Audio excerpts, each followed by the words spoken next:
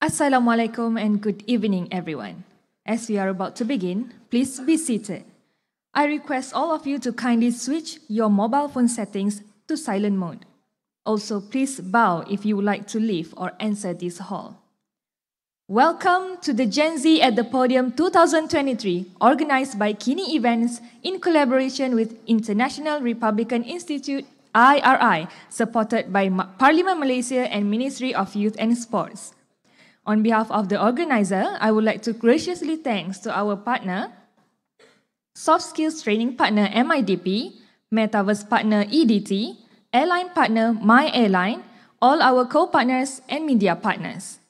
The motion topic for today is the rising cost of living in Malaysia and will be chaired by Yang Berhormat Datuk Wan Saiful Wanjan, Member of Parlimen Tasik Gelugo.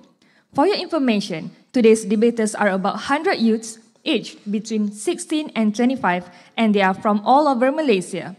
Not only the youth, we are pleased to also have politician special guests to join them, and they are YB Datuk Wiramas Ermiyati, Member of Parlimen Masjid Tanah, YB Chong Zemin, Member of Parlimen Kampa. At the end of today's session, we will also select and announce the best debater, and for that, I would like to introduce the panel judges for this session.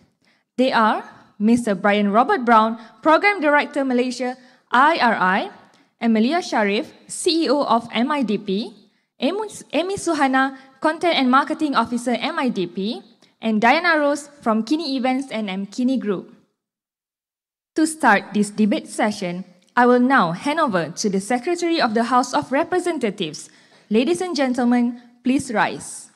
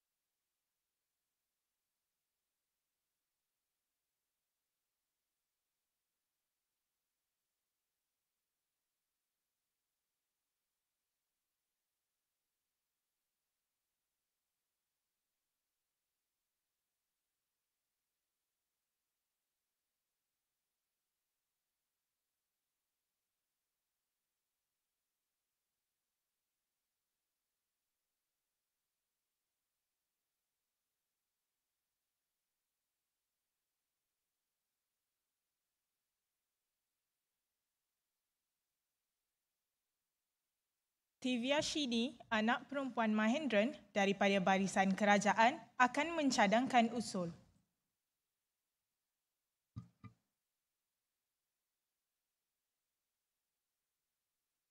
Cek.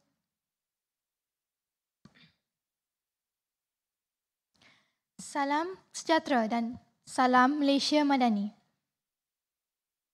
Saya Tivyashini, anak perempuan Mahendran daripada barisan kerajaan, akan mencadangkan usul bahawa persidangan ini akan mendesak kerajaan untuk mengambil langkah-langkah segera, khususnya kenaikan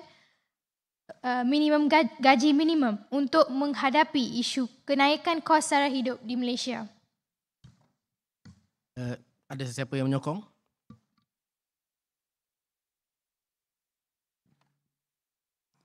saya dari pihak kerajaan menyokong dengan sepenuhnya cadangan usul ini. Terima kasih. Ahli-ahli perwakilan Debaton Parlimen Belia, masalah sekarang ini terbuka untuk dibahas. Saya persilakan pembahas pertama daripada barisan pembangkang Michelle Dinesh Matthew. Am I right? Oh, government first, right? Okay. So something wrong with the script. I do apologize. So please.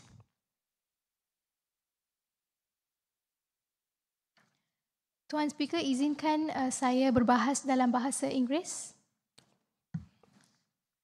First of all, let me define the cost of living.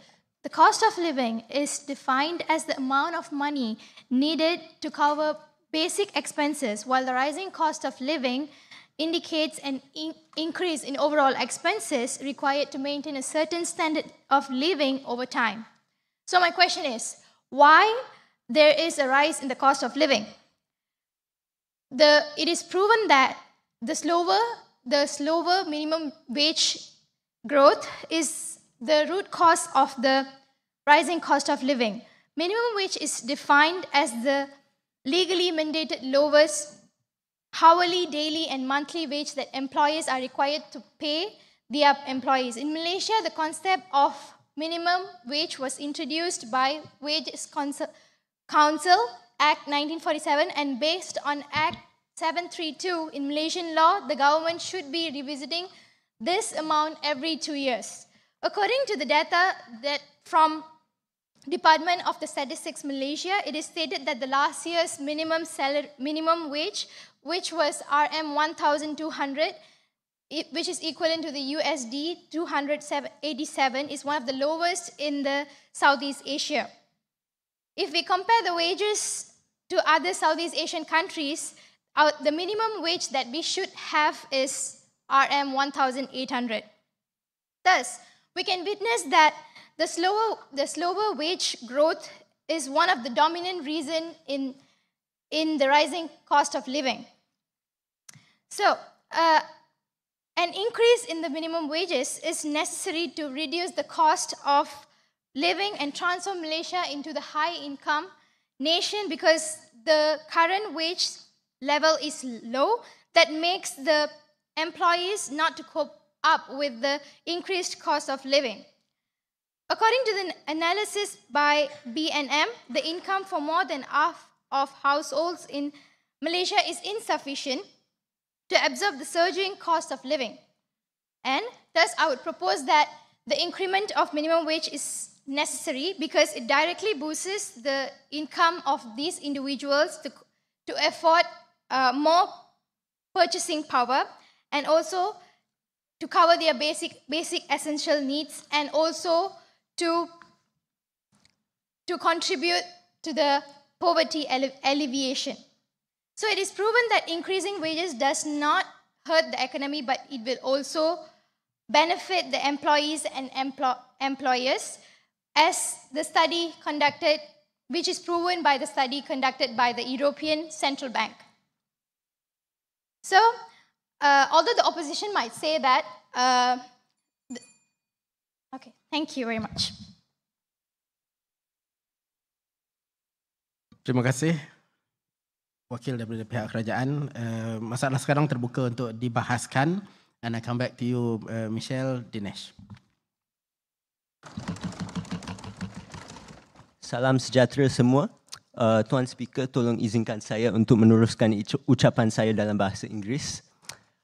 Ladies and gentlemen, today's motion concerns whether increasing the minimum wage is the most effective starter to tackling the rising cost of living, the root problem being the rising cost of living. And increasing the minimum wage does not tackle this problem head-on and merely provides the rakyat with the means of surviving with increased income while the cost of living continues to rise. Instead, the government should be focused on reducing the rising cost of living. The problem with the minimum wage is that it does not tackle the problem, which is the rising cost of living, inclusively across all wage distributions. According to a study conducted by Kerajaan Research Institute published this year, the effects of the minimum wage are only restricted to low-income earners. They found that earners in the middle of the wage distribution have experienced the lowest wage growth, and so therefore the minimum wage is going to have a minimal effect in helping them tackle the rising cost of living. Not only will middle income earners be left out, but so will businesses. Not all businesses in Malaysia are rich enough to increase their wages.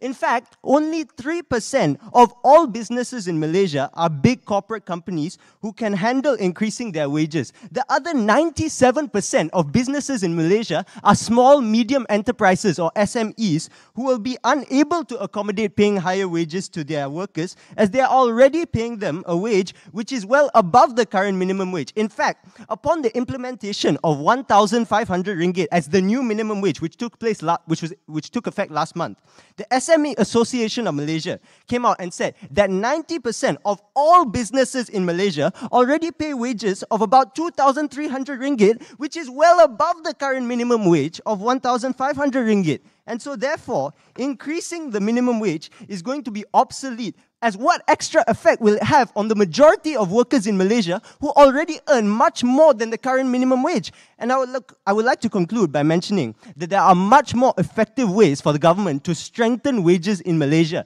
such as investing in human capital to upskill workers and make them more capable of working in more modern forms of work that require more skills and thus guarantee a higher source of income. Or the government can focus on tackling the main problem at hand by subsidizing the production of basic necessities, which will reduce the cost of living. These are better ways of strengthening wages rather than adopting a textbook approach by increasing the minimum wage. And so with this, I hope that I've established the many discrepancies associated with increasing the minimum wage. It is not an inclusive approach, as middle income earners will be left out. If we implement it, many businesses cannot pay for it. And lastly, many are already earning above the current minimum wage. So it will be an obsolete effect. Not only will it have minimal effect in tackling the rising cost of living, it will also worsen the rising cost of living. Thank you. Terima kasih. Saya pembahas tadi dah habis dah. Jadi kecelahan sepatutnya dibuat semasa pembahas sedang bercakap. Jadi mungkin selepas ni boleh mencelah lagi. Tapi itu first time saya tengok dalam Dewan Parlimen tak ada celahan lah. Aman, tenteram betul bahas ni. Saya persilakan pembahas daripada pihak kerajaan, Lisa Amanda May Krishnan.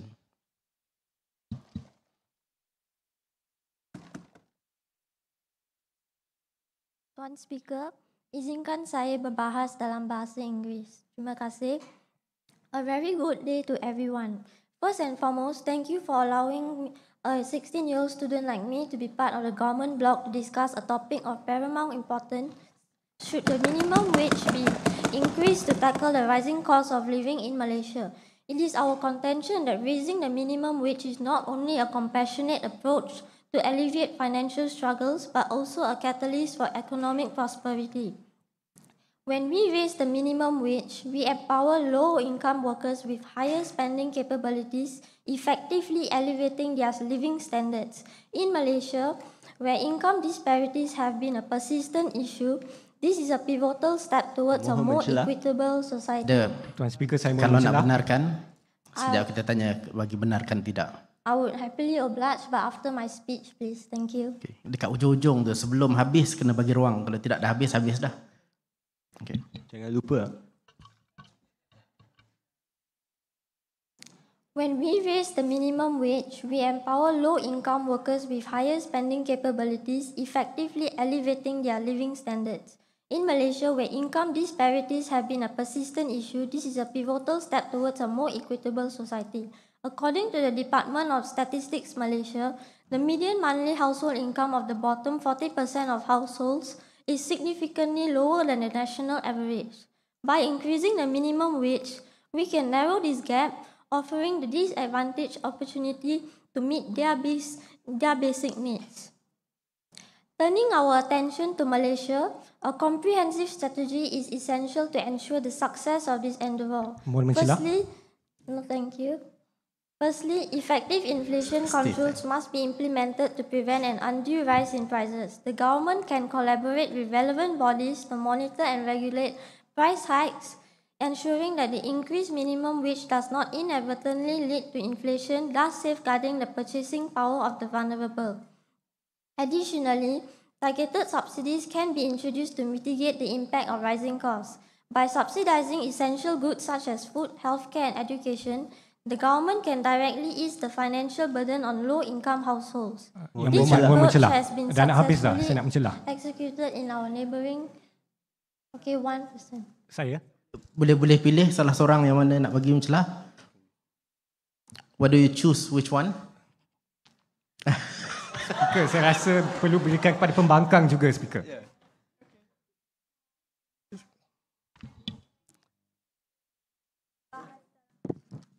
Please. Can you switch on your mic? I would like to address the first point made by the first speaker from opposition earlier, the fact that Malaysia compromises of SMEs and they wouldn't be able to afford the higher minimum wage. The fact is we are not giving a specific figure of a higher minimum wage. It is still within a range, but a higher range of minimum wage, which means that those firms who can afford to pay and would like to attract better workers can pay at a higher minimum wage range. Okay. And those who are unable to afford can pay the lower minimum wage. Okay. Within the higher range. Okay, mohon mencela. Boleh ke? Ya.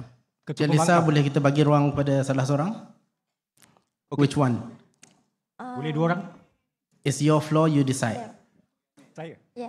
Okay, dengan izin Tuan Speaker, saya ingin bertutur dalam bahasa Inggeris. Jadi, side government keeps on talking about the lower income groups. But do you not realise that those struggling with the rising cost of living, it's not just the low income groups. Thank you. Boleh saya mencela juga? Boleh saya mencela juga? Encik Lisa, which one? Saya dah berdiri lambat dah. You need to decide one, Encik Lisa. Kita masa berjalan ya. Okay.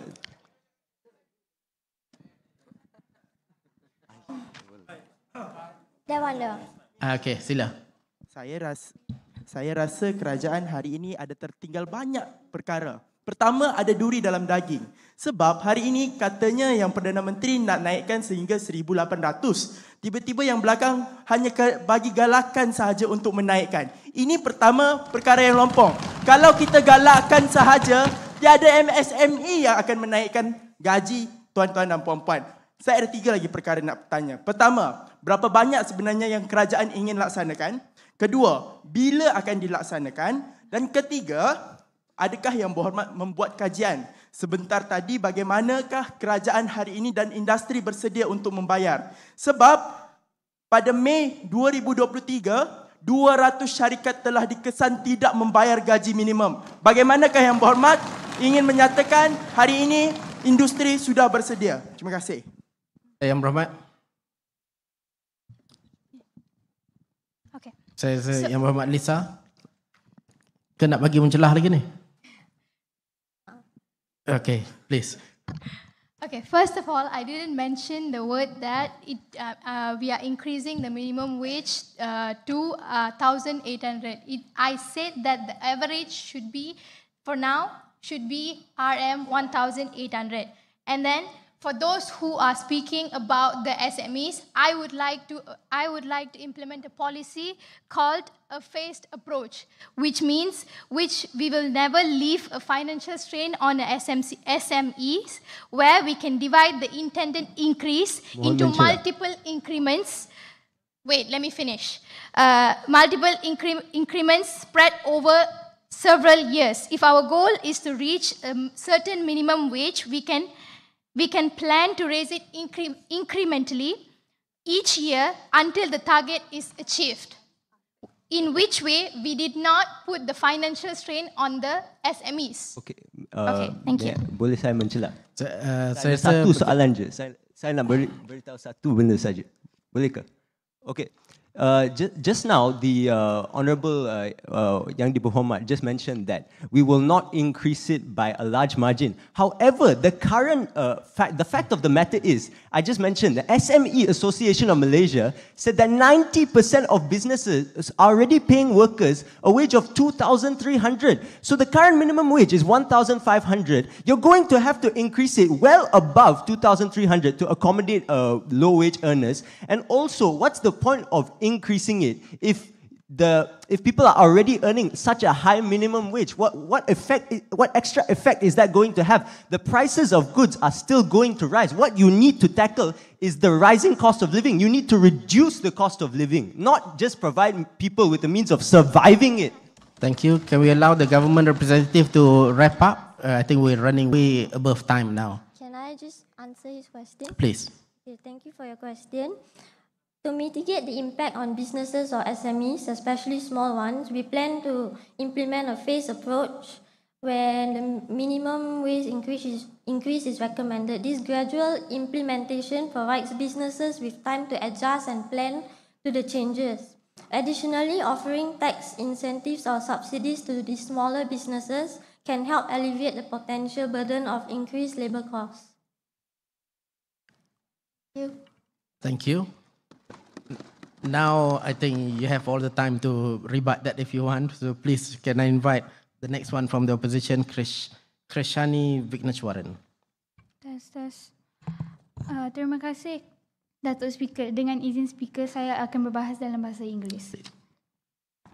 So, clearly the government doesn't see that increasing the minimum wage will only cause more problems.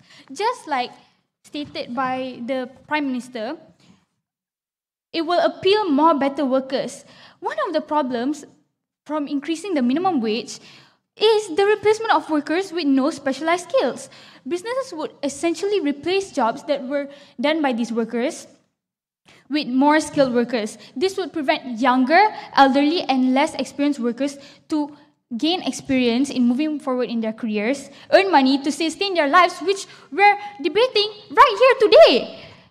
On top of retaining these workers, the minimum wage raise would mean an increase in cost to run a business. Employers would not hesitate to result in retrenchment, which enables them to increase revenue and increase efficiency. Not only that, but one of the major problems from increasing the minimum wage is inflation. For example, in July of 2022, would you allow Krishani? Ada satu celahan? No, thank you. For example, in July of 2022, many Malaysians struggled as prices of groceries spiked and supplies were disrupted. A housewife in Puchong said that she could no longer afford 1 carton of eggs. Instead, she could only buy 10 eggs at one time to save costs. For many families that cannot afford other protein foods such as chicken and fish, eggs have become a staple food, and now they can't even afford them. There's more people standing. Will you allow them or not yet? Your choice. Terus keliru member. No, thank you. Okay. Wage push inflation will also be one of the results. To maintain profits, employers must increase their prices for goods and services they provide to maintain the same level of profitability. Eventually, as prices of goods and services in market increases, higher wages will be needed to compensate. It's a never-ending cycle. So if you want a world where we can actually tackle the rising cost of living with less negative effects, please side with us, the opposition. Thank you. Okay, thank you. Saya minta maaf sebab daripada sebelah opposition tidak benarkan tadi. So, dah habis ke ataupun ada lagi ni? Okay, so now let me invite the next representative from the government side, Me. Dia kalau ada siapa-siapa yang nak mencelah, may I request that you just continue standing up until the person speaking allows you to speak. Janganlah bangun daripada sekarang.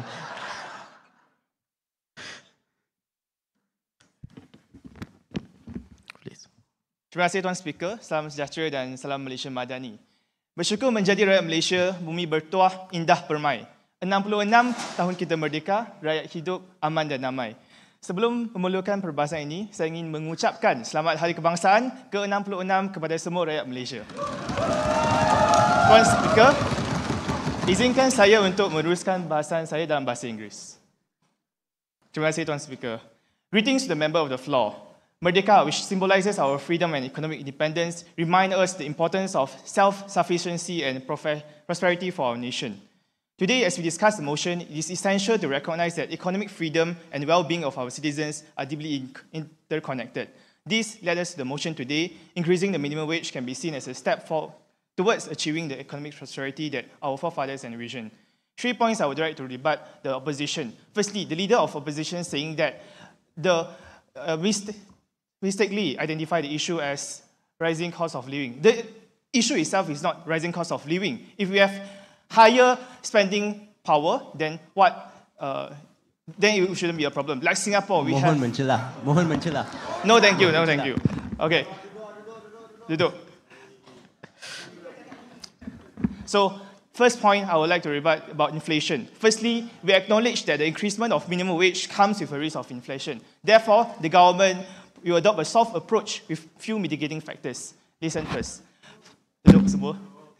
Firstly, the current one-size-fits-all approach is ineffective. The previous government have raised to 1,500 to all workers. This is ineffective because it fails to account the varying living costs across different regions in Malaysia. For instance, someone living in KL needs more money than someone in Perlis because the cost of living relatively cheaper there. To address this, I would like to add on Yang Ahmad Berhormat's speech that we will introduce a new benchmarking system that tailors the minimum wage to employees' specific sector, city, and their company size. And this will... Okay, satu. Yeah. Sila. Saya tengok kat depan ni si Daniel ni semangat semua. Okey. Terima kasih Tuan Speaker. Terima kasih pihak kerajaan. Izinkan saya berucap dalam bahasa Inggeris. Ladies and gentlemen, the honorable speakers, I believe that the government failed to understand basic economy. Let me explain the basic of economy 101. When the people have more power of buying, they will have the prices of the goods will increase. Therefore, will increase inflation. So what I'm trying to say here, the government's solution is not a final solution. It's just adding or not ending the circle of inflation. It's just increase, naik, tak tahu bila turun. That's the problem. Now, we as the government, the pembangkang, the opposition, sorry. Guys, it's late, so I'm so sorry. We are maybe a bit more educated. We are like to propose a progressive wages policy where the company is actually earning a lot, but they're not increasing the salary of their workers. So by using this policy, when the company is earning more, they should increase the salary of their workers. Correct or not? Not go to the pocket of the CEOs or the board of directors. That's first. Second, they are asking us to increase the minimum wage to 1,800, correct? Betul Ben ya? Betul. Terima kasih. Now the problem here is that Malaysia, we have a lot of state. Not all state, the cost of living are the same. In Klang Valley is the highest. But then how about in Perlis? How about in Terengganu? How about in Sabah and Sarawak? If you increase your salary unilaterally to 1,800, it will create more inflation in that state. It will not give a final solution. So I hope the government give a better solution. Thank you very much. Sila pihak kerajaan. Thank you, YB. Rising cost of living is an issue that we need to tackle both government and opposition. I think most of you agree of this. If YB closely following my speech just now, the government will propose a new benchmarking system. It is not one-size-fits-all approach like how the previous government did. Now, we will have a minimum wage that tailors to the specific city where they are living, region, and also their company size. And this is not not only one approach. We will subject to an annual review, considering factors such as productivity, inflation rate, CPI under metrics, to let this minimum wage stay relevant. Let me finish my speech. Secondly, about inflation. Just now, my fellow opposition said that it will increase inflation and there is a never-ending cycle. However, our contention is that here, our minimum wages will not only be an increasement, but it will also coupled with higher productivity. The government will launch the Rama Upskilling Program, partnered with university and colleges, offering free courses to these workers for skill development and productivity achievements. And this will elevate their social mobility and build a strong skill workforce. The whole idea here is that when we have higher skill, the workers will get more skills to negotiate for better pay. And yes, because I find a discrepancy within that point. Because if the productivity increases, firms are going to have to pay their workers more. And if they pay their workers more, their purchasing power increases. As a result of that, aggregate demand in the economy is going to increase, which puts upward pressure on prices, which worsens the rising cost of living. So I hope that the members of the government understand the basic law of economics, whereby if you do increase the purchasing power of consumers, it's just going to lead to more inflation. So your point is redundant. Sorry. Sila, Cik, mungkin boleh wrap up. Alright, so thank you. So I think the opposition doesn't understand here. What we want to do is, firstly, we increase the minimum wage that tailors not only 1,008 is not actually what we propose. It is a research. If you have listened wrongly from our Yang Berhormat speech, it is just a reference and a research conducted by the Ministry of Finance. What we want is not a one-size-fits-all approach. We want tailored-made minimum wage. And secondly, to wrap up, about the upskill development program, now the workers that have better skill, they will have better pay, and this will lead to, we will curb the issue of poverty and so on. Dah habis ke ataupun are you done or? Yeah, I will give to Ali. Listen. Sila.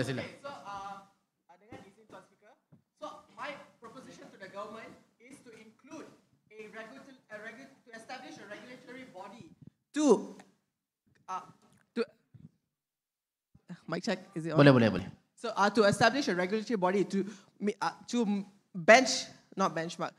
to cap off prices of produce while increasing minimum wage. Not only just increasing the minimum wage, but also establish a regulatory body to regulate the prices of foods and basic needs in the market. So that's my suggestion to the government. Okay. Mohon mencela. Are you finished or? Yeah, I'm finished. I can give one to... Yes, please. Please. There's to the leader of opposition. There's a problem associated with trying to cap the price of goods and services while increasing the minimum wage. Because if you cap the prices of goods and services, the supply of goods and services is going to decrease. And if the supply decreases, that leads to an increase in price, causing inflation. One of the main factors behind Malaysia's all-time inflation rate, record high inflation rate last year, which was 4.2%, was two things: supply disruption and a high wage growth. This is not said by me. This is said by, this was reported by The Edge Malaysia last year upon the obtaining of the inflation rate. Thank you, Head of Okay. Opposition. I think let's ask the original speaker. Are you done or you? Yeah. I'd like to wrap up my perbahasan. Please. Okay. YB Melvin, give me a shot, man. Give me a shot, man. So very quick one because we have gone over time now. Yeah, okay. So, ladies and gentlemen, inflation will only occur if employers are paying higher for their employees that has lower skills and tends to have reduced productivity. But here we are suggesting that with increased productivity, they should be given equivalent wages. And that sums up my perbahasan. With that, I will urge the members of the floor to support the motion. Thank you. Thank you very much. Can I now invite the next speaker from the opposition side, Muhammad Adam bin Muhammad Ashraf.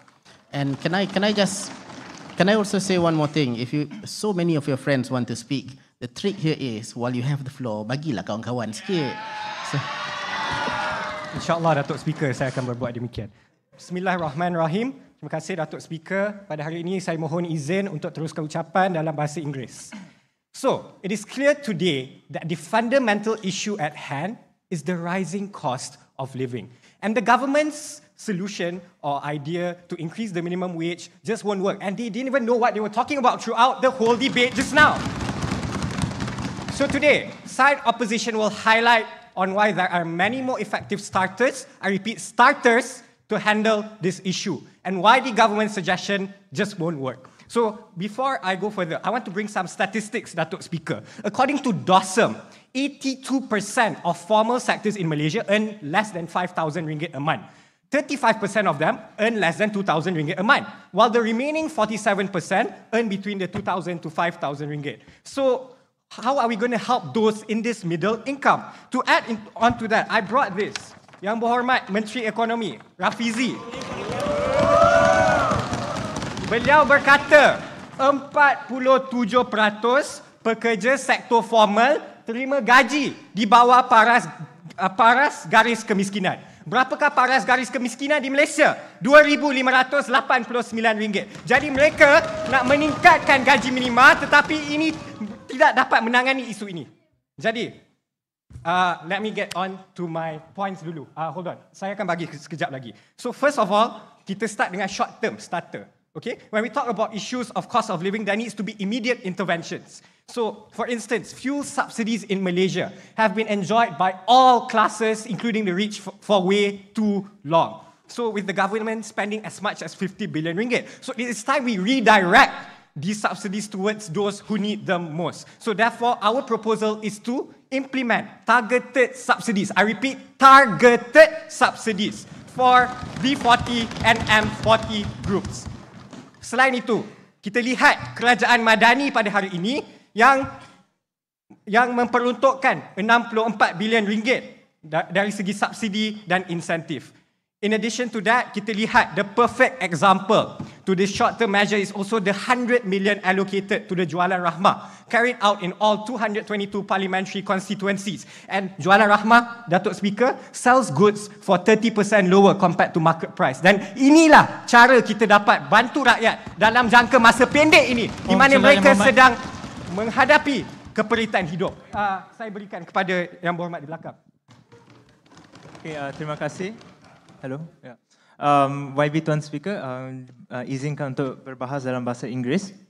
So I'll go back to the speech by the Prime Minister herself. At the start, she said that why is there a reason behind the rising cost of living? And she says it's the low minimum wage growth. But if you actually study it well, I'm not denying that low minimum wage growth is not a reason, but the bigger reason is inflation itself. And I would like to also add on to a second point that the government side said that by increasing the minimum wage, there will be a higher spending capability for people. So are you suggesting that with higher spending capability, it will solve higher cost of living? Because in my opinion, and what economics have shown, is that higher spending capability, as my learned friend had explained in his Economics 101 class, is that higher spending capability will only increase commodity prices in the short and also long run. And so therefore, increasing spending capability, I don't think is a sustainable way to curb higher cost of living in the long run. Therefore, increasing minimum wage just to curb this is not really a sustainable method. Thank you. Okay. Terima kasih rakan saya dari pihak pembangkang. Saya benarkan lagi satu. Ada sesiapa? Sebelah depan ni pun ada juga yang minta. Silakan. Mohon bercela Muhammad. Saya bagi dia dulu. Alright, I'm going to wrap the entire government up in one very simple speech. You have not, all three speakers have not told us what is the minimum they want to raise it to. It's a minimum. There has to be a figure. There's no range. Yes, there has to be still a figure. The question is... It's progressive based on the industry. Minimum wage based on the industry. The part of industry... That's progressive. That's not... It's not progressive because it's minimum wage It's hang on. Allow me. Yang berhormat. Let's address. Okay. Cool down. Let us address Sekejap. the first three speakers, the main three speakers. And yes, I was following your speech very closely. And I believe the third speaker said, today's motion is not about the cost of living. I'm sorry, did you not read the motion? Are you here today on just because you needed to show up? This is to curb the rising cost of living. And you not being able to tell us what you're raising the cost of living to is a problem. You telling us that you want to implement a progressive... yang berbahagia. It's minimum wage based on industry. Sekejap. Hang on. One second. Let's have some decorum. You're turning into a proper Dewan Rakyat. So let's not get... So please. Let me present the government with their own document. The Belanjawan 2023. Where you're spending 380 billion ringgit. Money we don't have because our revenue last year, let me check, up 230 billion. With a deficit of 90 billion after cost and expenditure. So let me ask you, even as a developing nation that's borrowing money from the World Bank, which is, by the way, 1.5 trillion in Malaysian debt, by the way. So you're spending government money we don't have to correct a thing that you cannot correct with this method. So you're spending more to allow us to spend more money that we don't have. What is the government trying to do? By increasing the minimum wage. I think saya nak teruskan floor saya. Please sit down, duduk. Okay. So ini floor untuk Adam. So nanti saya berikan kepada pembangkang. Okay. So kepada kerajaan. Tak maaf, terlupa siapa kerajaan pembangkang pula pada hari ini. Kena laju sikit.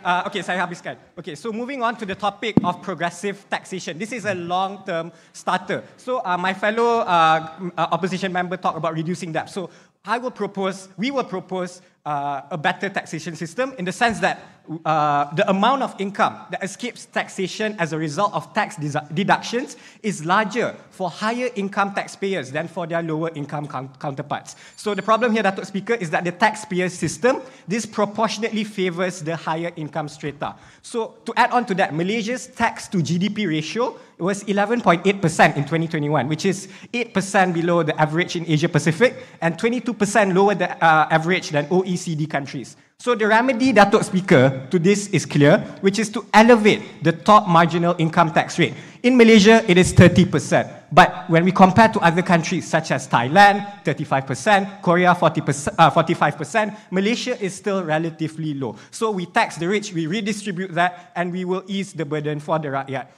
So, Datuk Speaker, to wrap up my speech, our responsibility today lies in crafting policies that truly benefit our citizens. So, especially those grappling with the rising cost of living. And I have to remind the SAID government again today that all layers of society are struggling with the rising cost of living. D40, M40, they are struggling. So, saya nak menggulung, kita perlu cari jalan untuk benar-benar selamatkan rakyat dan negara kita. Dan apa yang dibentangkan oleh kerajaan pada hari ini tidak konsisten, mereka tidak konkret, mereka tidak mempunyai idea yang bernas untuk benar-benar menyumbang kepada negara. Jadi, apa yang dicadangkan oleh pembangkang hari ini saya ringkaskan, iaitu subsidi bersasar, melaraskan model percukaian dan pada masa yang sama insya-Allah kita mengekalkan kemampanan fiskal demi Malaysia yang tercinta. Terima kasih Datuk Speaker, saya mohon membangkang usul ini. Terima kasih. Cik baik tak silap. Anyway, terima kasih atas perbahasan tadi. Sekarang saya persilakan wakil daripada pihak kerajaan untuk menggulung Pan Yun Ning.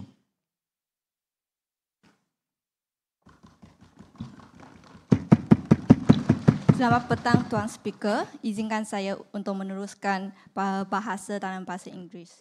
So the implication for an increasing minimum wage in Malaysia is an effective approach to ensure the sustainability of household income and particularly safeguarding social welfare for low and medium income group. However, we know that the medium monthly wage for Malaysians falls short of meeting the minimum living standard recognizing the inefficiency of the current one-size-fits-all approach like the minimum wage. So we acknowledge there is the need to change. So therefore, we should introducing a progressive minimum wage is important to address the issue that opposition say that. So first, development an innovative benchmarking system designed to adjust the minimum wage to distinct economy relative of different city or region where employees work. So by customizing the minimum wage for those specific contexts, we aim to establish a fair compensation structure that cooperate more accurately with the local economic conditions. So second, improving the worker skills is a transformative step for the median income group. So the government will provide the empowering program to provide them more professional training for fresh grad and also the skilled labor. A professional on the job training allowance for Malaysian, like the government recent initiative, the Perjalanan Kerjaya, will pave the way for more successful career path and higher salary without depends government help. So at the same time as the Ogos say, the SME, so this initiative also benefit SMEs as well. So we acknowledge that there's a lot of potential opportunity costs that are associated with policy implementation. So we cannot deny that the labor costs, production costs will increase with the minimum wage.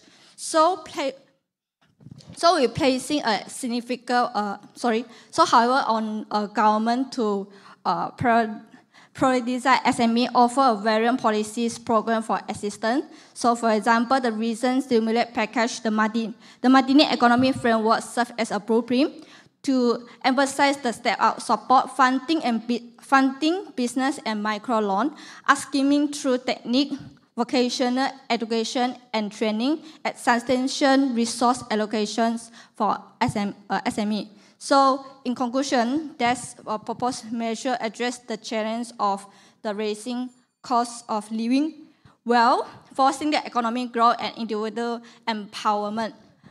Absolutely fighting the inflation is a collective effort that involves not just only the government, but also the private sector and all Malaysians working together. We should call upon all members to lead your support to this mention. Thank you. Terima kasih Pan Yuning daripada pihak kerajaan.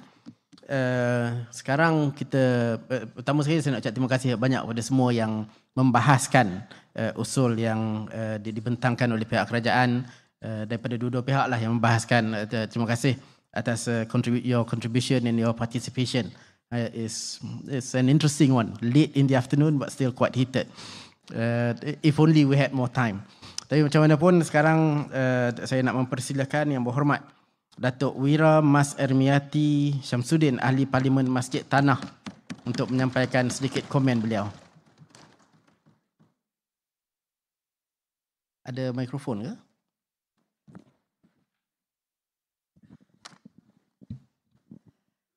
Assalamualaikum warahmatullahi wabarakatuh dan salam sejahtera Yang Berhormat, Yang di-Pertua Speaker, Yang Berhormat Datuk Wan Saiful Wan Jan, Yang Berhormat Senator Puan Hajah Fuziah binti Saleh, Yang Berhormat YB Kampar. A very good session to the respected debaters from the opposition and the members of the floor. In the quest to address the pressing issue of rising living costs, it's imperative that we look beyond the well-trodden path and explore alternative solutions that can yield meaningful and alternative solution that can yield meaningful and lasting results. Raising the minimum wage can have unintended consequences on the economy. While it might provide immediate relief to low-income workers, it can also lead to potential job losses, particularly in industries with thin profit margin. Businesses might respond by reducing hiring, cutting hours, or increasing automation to offset higher labor costs. This could be potentially exacerbate unemployment and reduce overall economic growth. Instead of solely relying on minimum wage hikes, a more comprehensive approach could involve addressing underlying factors contributing to the rising cost of living. Additionally, targeted social programs or tax policies might be more effective in supporting low-income individuals without disrupting the job market or causing inflation. There is other approach that can be taken that are less risky and providing a stable growth for our country. One of the options is by supporting local industries, and also agriculture, and diversifying our economy and reducing reliance on imported goods. Can also have a positive impact on the cost of living. Malaysia's reliance on imported commodities has long been a major factor to growing living costs. According to Department of Statistics Malaysia data, Malaysia food import total RM 482.8 billion over the last decade, while export total RM 296 billion. A precise planning was required in developing a more sustainable food supply in the future. Thus, it needed to be assessed so that a stable development plan could be adopted in order to achieve the goal. The best example that we can take is China, which has 7% of the arable land, and with that, they feed 22% of the world population. In the 20th century, China struggled to feed its large population, and after that, upgrading farming policies and technologies make China big time self-sufficiency and growth. By supporting local industries and agriculture, we can create jobs, reduce transportation costs, and also enhance food security. The support given also would open to an opportunity to further increases of our export goods, therefore promoting our products on a global scale while generating more incomes for the people.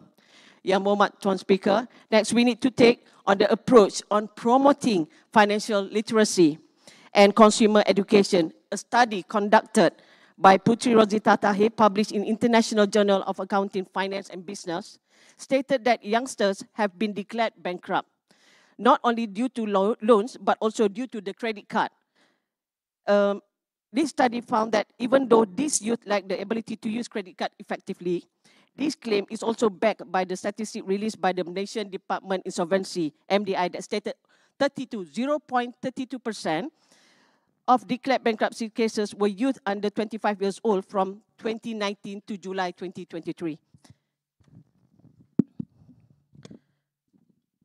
Education is a powerful tool that can empower individuals to make informed decisions by promoting financial literacy and consumer education. We can equip our citizens with the knowledge and skill to manage their resources effectively, this including budgeting, saving and understanding consumer rights so that they would become empowered. Individuals are better equipped to navigate through the challenges of rising living costs and also make a prudent financial choices. In our pursuit of solution, the rising living costs, let us remember that there is no one-size-fits-all approach.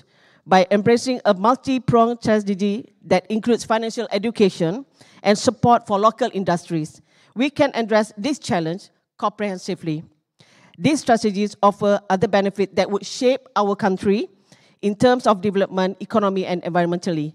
Initiatives such as Package Rangsangan Economy, which were implemented under the leadership of Tan Sri Muhyiddin Yassin, in order to address economic challenges. This package involved a combination of fiscal measures, like as Muhadab said just now, and also aim at boosting economic activity, protecting jobs, and supporting vulnerable groups. A well-developed approach that can cover different aspects. It is our collective responsibility to explore alternative avenues and find creative solutions that will uplift the lives of all Malaysians and contribute to a thriving and resilient nation. With that, Yang Berhormat Speaker, I also would like to congratulate all. I would like to take this opportunity to congratulate to all of the debaters for the, I think, the best session that we can witness just now. Especially Daniel Sekanda, you are too excited. All right, thank you. That's all. Thank you very much. Terima kasih Yang Berhormat Masjid Tanah. Saya persilakan Yang Berhormat Tuan Chong Zimin, Ahli Parlimen Kampar, untuk memberikan pandangan beliau. Terima kasih Datuk Tuan Speaker, Senator Wabi Fuzia, MP bagi Masjid Tanah, to all our young parliamentarian debaters, welcome and thank you for having this session. So it was a very engaging and a very fiercely debated session. So the government MP started with, TVH started with definition of cost of living and saying that the minimum wage only cover basic needs and is one of the lowest in Southeast Asia. So it will not hurt the economy. That's the government MP's point, but it wasn't elaborated. So the opposition harped on it, saying that Dinesh say that the minimum wage does not tackle rising cost of living and is only restricted to low-income earners. So, but you need to remember this, okay? When you increase the minimum wage, those middle-income workers' wage will also be incrementally increased. So let's say in a company, you increase the 1,005 worker to 1,008. The 1,008 workers will also be increased. So it's a cascading effect. So it is not really true. And the next government MP saying that the raising minimum wage will empower low-income earners, and then opposition continue to harp on it, saying that minimum wage is for low-income workers. How about middle income? And the opposition MP says that the main problem is to solve cost of living issue. You cannot just raise the minimum wage, you need to solve the cost of living. But this is mutually exclusive. You can raise the minimum wage, at the moment you can also try to decrease the cost of living. So it's not actually true. So I'm a bit, because the government MPs didn't really rebutted this point, so actually you all should have taken this point on, okay? And one of the opposition MP, Krishani, said that if you increase minimum wage, low-skilled workers will be replaced by skilled workers. But in actual fact, it doesn't work like that, because you cannot use a 5,000 worker to replace a 2,000 or 1,500 worker job. But what will happen when you increase minimum wage? The company, initially, they only need 3, let's say, low-paid workers. Maybe they will retrench one of it, they use 2. So that's economics. If you look at the minimum wage model, it's actually a demand and supply of labor force. When you set a minimum wage, you are setting actually a ceiling. That means there will be a short of supply, there will be unemployment. So this is what we need to solve. If you want to set a minimum wage, you must make sure that you can solve this shortage of employment.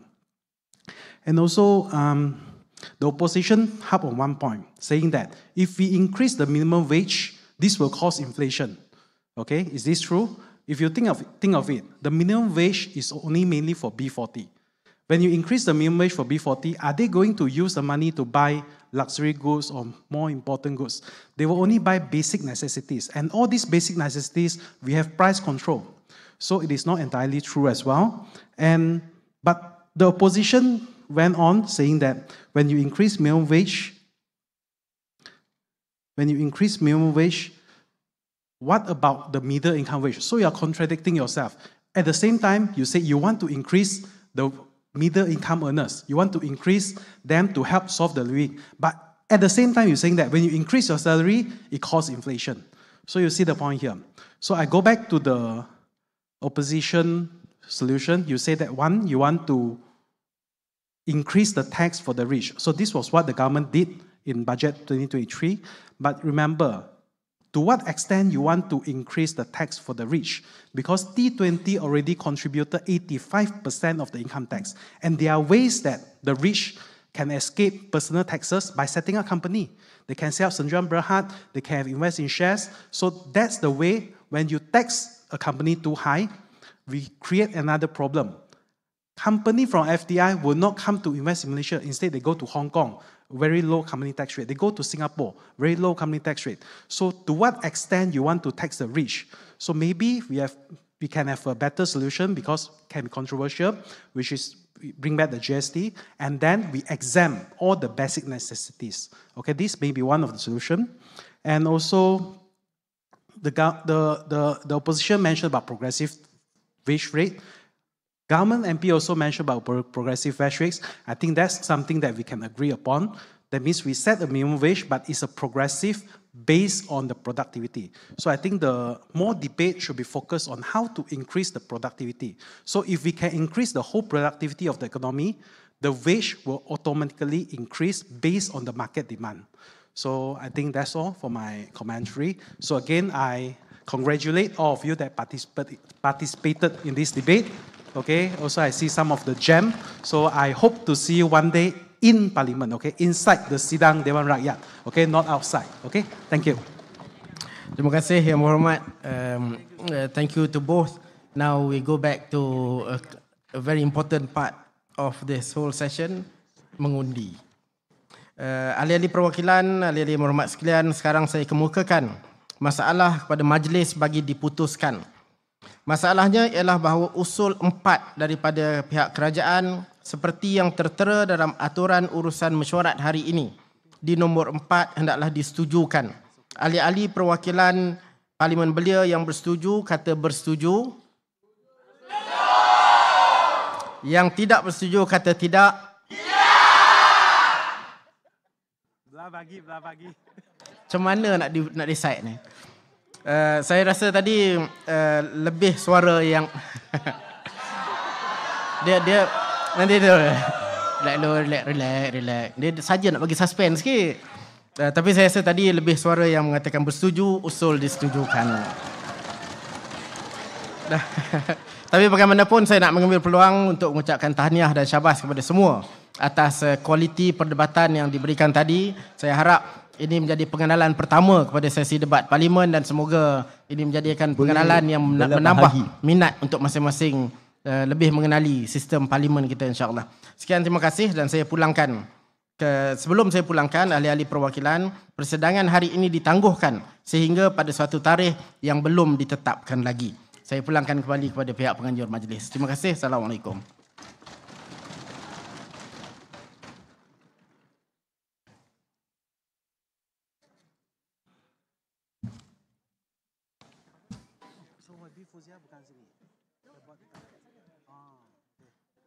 Thank you, YB Datuk Wan Saiful, for chairing the debate session. Thank you also to YB Datuk Wira Mas Ermiati and YB Chong Zamin for contributing your opinions. Next, we are pleased to invite YB Senator Hajah Fuzia binti Saleh, Deputy Minister of Domestic Trade and Cost of Living, to deliver her closing speech.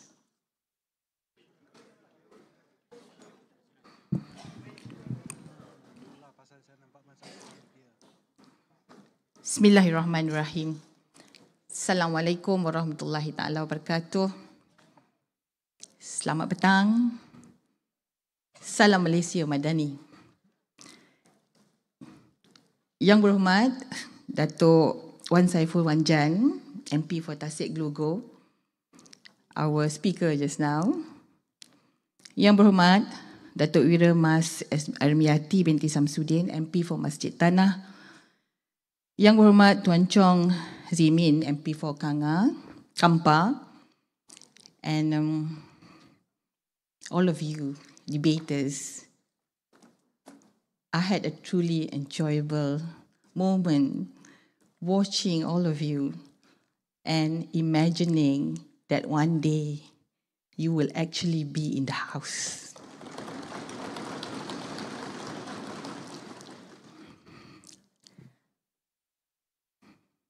And the rowdiness that was projected by the opposition really reminds me of what it's like in the real chambers. But anyway, let me address the issue of the cost of living. By definition, the cost of living is the expenses, as you say. But it has specifically, there are 6 categories of living expenses. Number 1, of course, is the food and drink. And number 2 is the transportation cost. Number 3 is housing. You need a roof over your head. Number 4 is education, cost for education. Number 5 is your utilities cost. You need to pay the bills and your internet cost, of course. And number 6 is healthcare, which is cost for the medical cost. Yeah. So by definition, these are the 6 areas of the cost of living. And that's my point number one. Yeah. Number two that I would like to highlight is that cost of living versus choice of living. Cost of living is basic needs. It's about what is needed for you to live decently. Yeah. In a decent house, with education, able to pay the bills, have food on the table. It's not about whether you want to have Starbucks or kopi kampung, you know.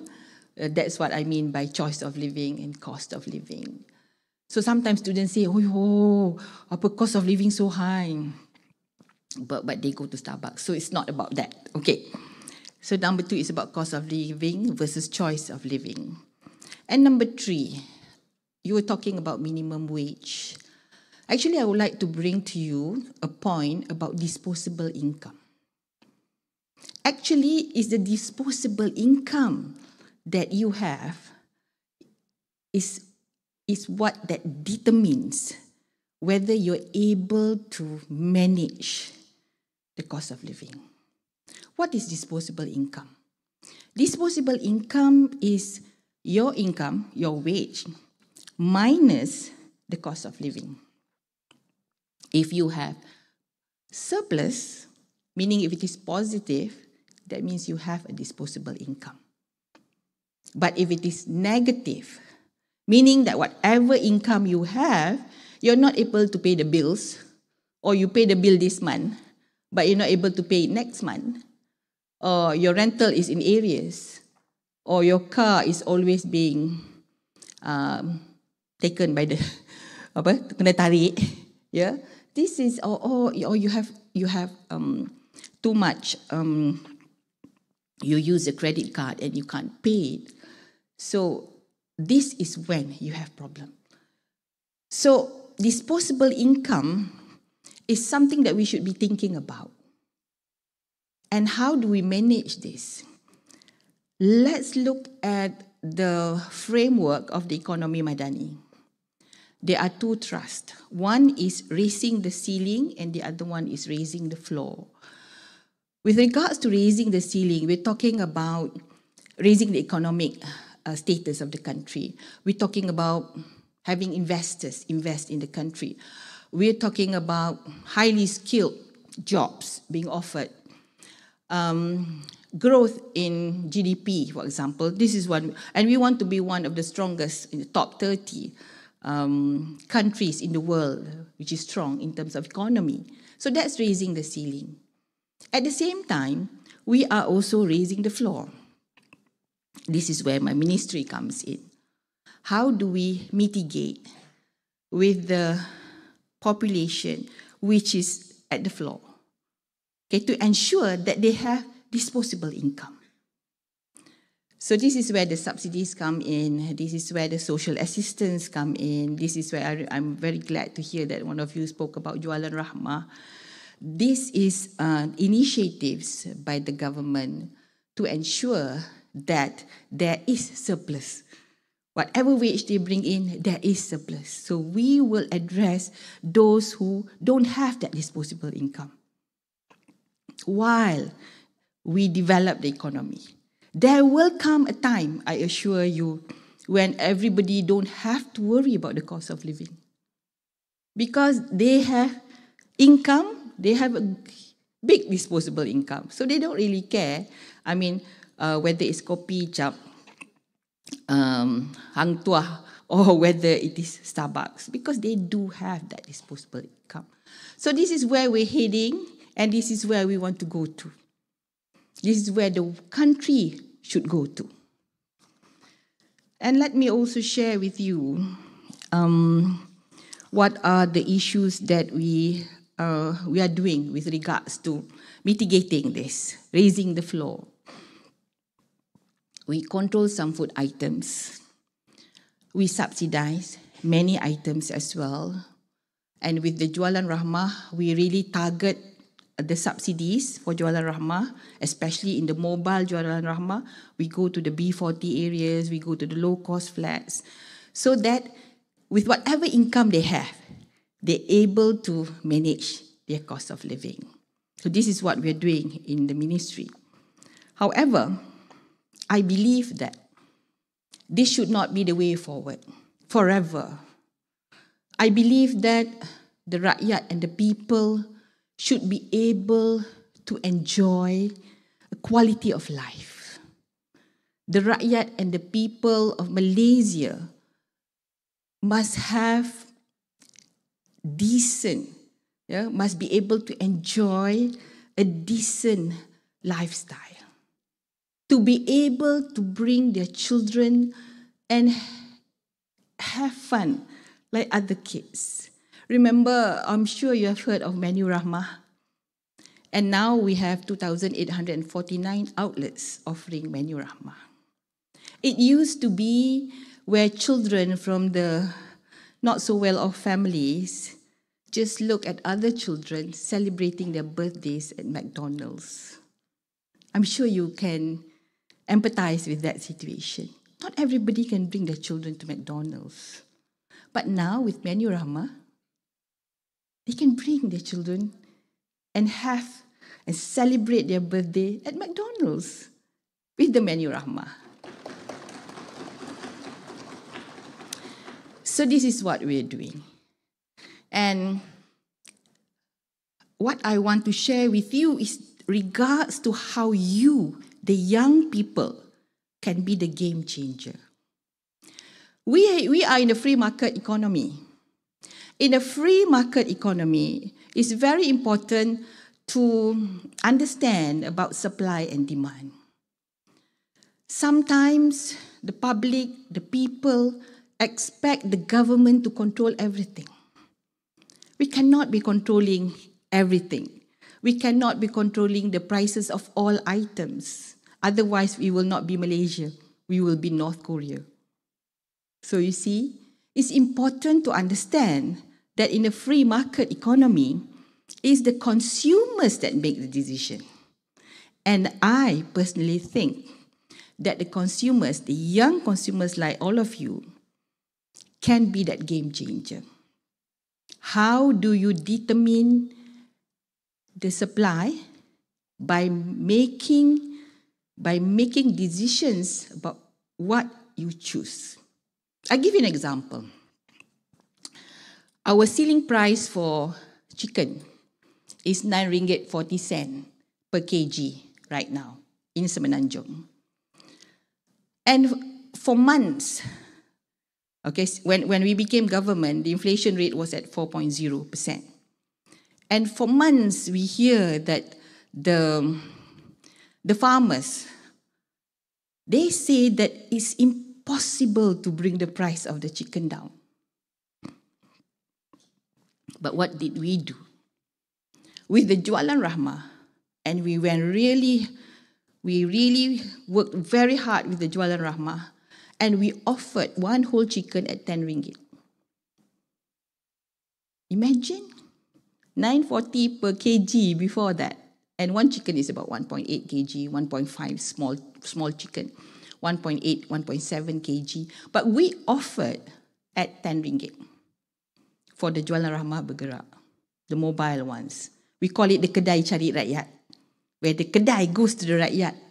Yeah, the rakyat don't have to go to the kedai, but the kedai goes to the rakyat. So it goes to all the kampung and, with the lorries and we don't pay for the air condition, we don't pay for the rental, so they're able to offer at a very good price with some subsidy from the government. And when we started offering the chicken at RM10, we realized that the hypermarkets had to follow because people were going after this Jualan Rahmah. People waited for the Jualan Rahmah. People wanted chicken at RM10 per chicken, whole chicken, not RM9.40 per kg. So the market, this is a free market, remember? So when people don't want to buy from supermarket, the supermarket are forced to lower the price. Even though technically they say it's impossible, the price of chicken feet have not changed. We still import most of our chicken feet. But why is it they're able to comply to the market? To the market demand, you see. So it's so important, it's very, very important for the public to understand that if you make the right decision, then the market will follow. Many so often a time when you hear ministers say, I won't say it, but I quote what other ministers used to say. They say, ayam mahal jangan makan ayam. That's what they say, and people laugh and people make fun. But however, there is some truth in it. But how I'm going to say is that it's your choice. You decide. Because if the head of the family say this is our disposable income, and our choice is to buy it from the Jualan Rahmah, or our choice is not to buy chicken for this week, then what will happen? The market will have to follow the demand, you see. I see and I foresee actually, my vision is that young people can be empowered to be smart consumers. You need to know your rights. You need to know how you control the demand and supply. And finally, I believe that if you do it right, you will be in a position to control the market. And I believe that all of you, having listened to all of you, I believe you can be the advocates for this. Do you agree with me? Yes. Yeah. I think you should give a clap to yourself. Well done. Clap on the table, Parliament style. Yes, it's a truly enjoyable session indeed. And I hope that I have more sessions with you in the future. And as I say, I wish you all the best. And I'm hopeful that we can retire early. I was talking to YB Mas. We can retire early because we have young people who are able to take over from us. But whatever it is, we will be celebrating our National Day for the 66th time. And may our country grow stronger economically, and may our country foster good faith amongst us, harmony between the various races, regardless of what our race or religion is. We are all Malaysia. And we love our country. Yes.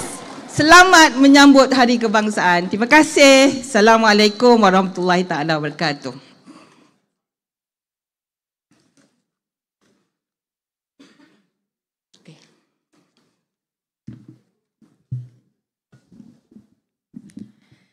Thank you, YB Senator Haja Fuzia, for the speech just now.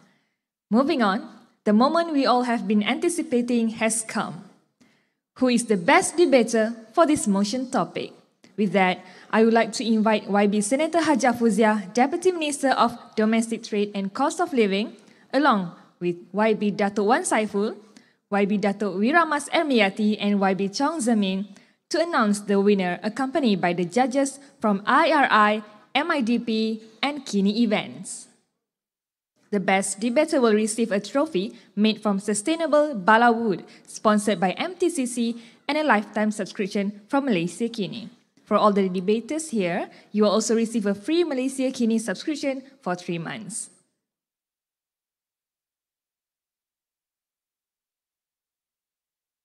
The best debater award goes to Muhammad Adam bin Muhammad Ashraf.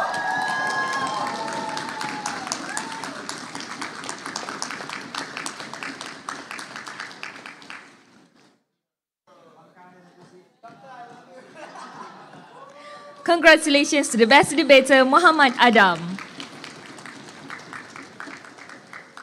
Once again, we would like graciously thanks to our partner, Collaborative Partner International Republican Institute IRI, Supporting Partner Parliament of Malaysia and Ministry of Youth and Sports, Soft Skills Training Partner MIDP, Metaverse Partner EDT, airline partner My Airline, all our co-partners and media partners.